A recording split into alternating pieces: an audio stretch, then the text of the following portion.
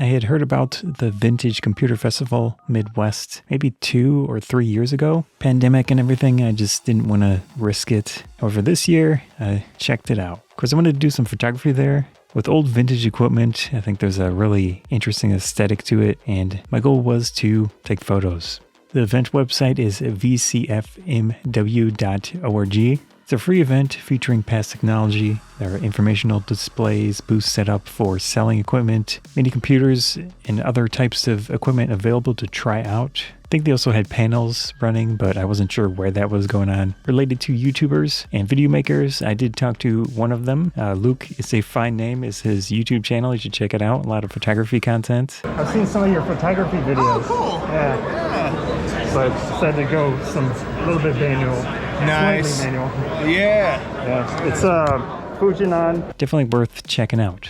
Also, his brother does the vintage computer stuff, LGR, and also I saw the 8-bit guy as well as Ben Heck. Anyways, I did try to take a few quick snapshots. My main focus was on taking photos of equipment, so I didn't put a ton of effort into taking the people photos. One of the booths I especially liked right in the front was the video gear display. The YouTube channel is Dave's Retro Video Lab. You should check that out. I will as well. So many camcorders with a lot of really interesting Canon lenses. The camera equipment I was using was the Nikon Z5, 28mm f2.8, and also a Fujinon 55mm f1.8 in42 mount lens that I actually received yesterday. I thought an old vintage lens would be a good fit for a vintage computer festival, but at 55mm it's not the most practical focal length even on full frame, so a lot of the time I was using the 28mm f2.8. I also had the GoPro Hero 9 for the video portion. If you're looking for something interesting to photograph, I think a convention like this is a great option because there is so much detail, there's so many things to take photos of. Circuit boards, old computers, monitors, which actually is a challenge. I did not take that into consideration. However, I knew it was going to happen with the CRT displays, the refresh rates, and how they display images related to shutter speeds that I was using. I did start off with the 28mm f2.8, did a full loop around the convention area so I could make sure that I got decent photos out of it. It's a great all-around lens and focal length for conventions. I have used this at least one anime convention. However, I have not edited the video for that. That'll eventually show up, but it's a nice focal length. It's a cheaper lens. It works well for that stuff. It's very compact and lightweight, which is nice with the Z5 in combination.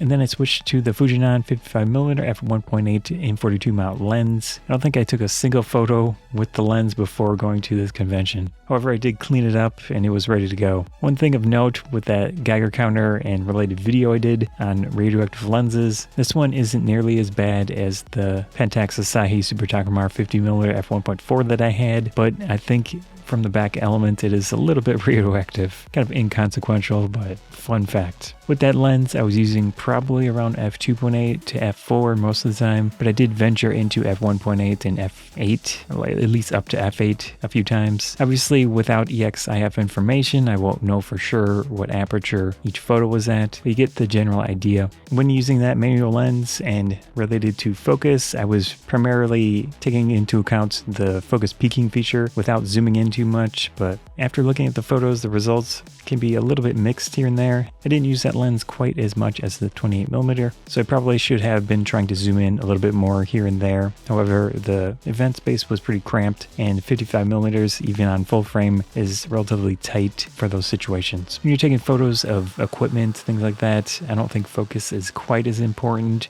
However, I did have a user mode ready to go, or at least one that I could quickly modify on the Z5 because I had used an Astor Hori 50mm tilting lens quite recently, and I still had those in the camera. So I adjusted one of them to make sure that the shake reduction was functioning properly with the 55mm focal length and the maximum aperture of f1.8. The Z5 needs that information to make the shake reduction based on the sensor function properly.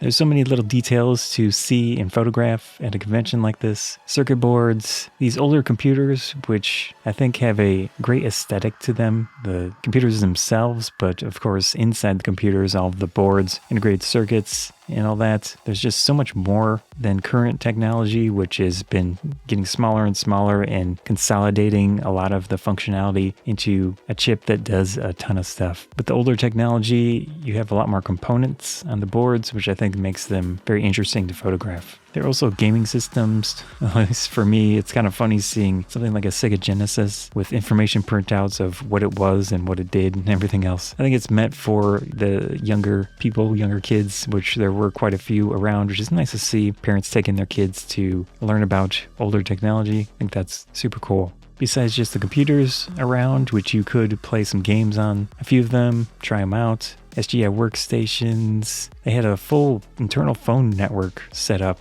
I didn't do too much with that, but looked super interesting. Around the convention area, there were a few phones you could try out and type some numbers into them. Of course, pay phones are always fun. I think they have a great aesthetic to them on their own. Old phone technology of some type? Yeah, that's a Nortel Meridian PBX. Okay. It's running the phones for basically the whole show, excepting the stuff on that table, because he brought his own PBX. Oh, nice. It's also cool to see what I think are developers creating their own boards, their own hardware, and related software. You can buy kits of those and assemble them yourself. It's nice to see the older technology being improved upon or added to someone making a similar type of device with current components and current technology. I saw a big display of various weather channel systems, running information from those different eras, and I do recognize the mix of weather information and then also listings from TV channels. Imagine having to wait for the channel list to scroll as you see other information. My first computer was a Commodore 64. It was a hand-me-down, so I think there was a pretty big gap of when I was able to access it. However, I do remember specifically Babbage's game store. Inside there, they had some Commodore 64 games at the time. There was a Ninja Turtles one that I really wanted, but funny enough, years later, I remember seeing a review of that game. It didn't look too good. Besides that, I didn't get another computer until the mid-90s. Really fun convention. It's nice to check out if you're big into computers or related technology. Everything else retro, I guess you could say. Or if you like doing photography, I think it's a great option because of all the detail, the aesthetic of that older equipment, and a lot of things you'll never potentially see in real life except at a convention like this. Thanks to everyone that makes these events possible. Super cool convention. Might check it out again in the future, but fun to photograph and fun to see all that interesting technology. Hope you enjoyed this video. Scott from Banzai. Thanks.